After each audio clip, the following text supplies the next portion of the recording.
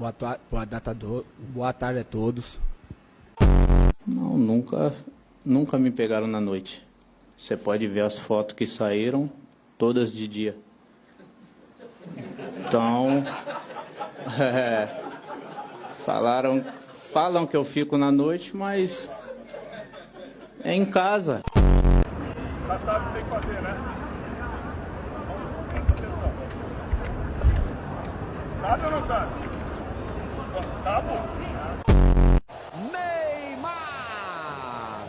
Praticamente liquida o jogo e botou uma máscara ali, hein? Expulso o Neymar. Pois não, a informação, André? Tá expulso o Neymar. Ele colocou a máscara, foi vibrar com a torcida e o árbitro expulsou o jogador. E a máscara, Milton, é a máscara do Neymar.